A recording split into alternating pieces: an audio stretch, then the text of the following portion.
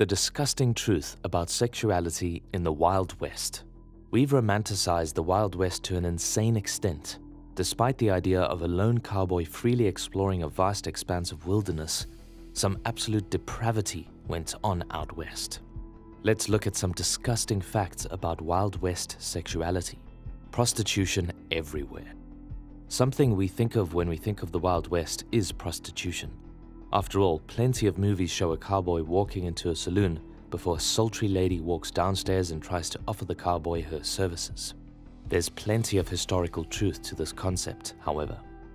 Prostitutes were everywhere in the Wild West and offered their services to anyone and everyone. Most of the prostitutes were over 30 and were often unable to read or write. Although they didn't have much political power, they were a huge part of the economy of the Wild West. Homosexuality was common.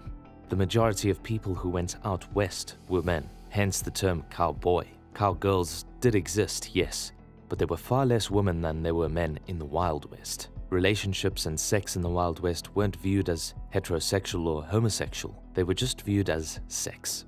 As such, men would often sleep with men and women would sleep with women. In some instances, whenever a group of men went out west, some men would actually be assigned to work as women. Public sex.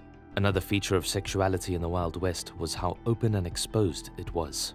Some prostitutes would walk around with sheets so they could service a client right then and there, regardless of where they were. In other cases though, multiple families would share houses to minimize living costs. This led to situations of partners being shared. No oral sex. Although the views on sex and sexuality in the Wild West were far more lax than in other parts of the country, one form of sex they were against was oral sex. It's not clear for the exact reason why oral sex was looked down upon. It's thought that people in the Wild West thought oral sex was too European. Prostitutes would often refuse to do oral sex on clients and look down on other prostitutes who would perform oral. So far, we've looked at some interesting and potentially disgusting facts about sexuality in the Wild West. Things like nobody doing oral sex to prostitutes being everywhere. However, there's still far more to cover, such as poisonous birth control. Having a house for a single family was expensive, but another thing that was expensive out west was condoms.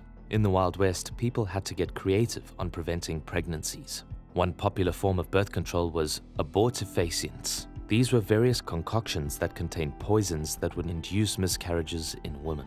They were usually derived from plant materials and compounds. Prominent cross-dressing.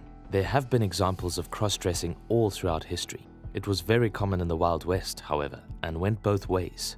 Women would dress like men to secure social advantages. However, in most other historical situations, it was only women who did cross-dressing. Out west though, not only did women cross-dress, but plenty of men would dress up as women. This ties back into that homosexuality topic.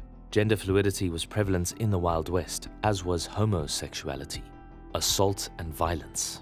Of course, the Wild West is called wild for a reason. Criminals and crime were everywhere out west due to the sheer uncivilizedness of it. One aspect of this was the rampancy of sexual violence. Since women were in small numbers, there were many instances where men would rape women. Sadly, women often had no outlets or safe havens in instances of rape.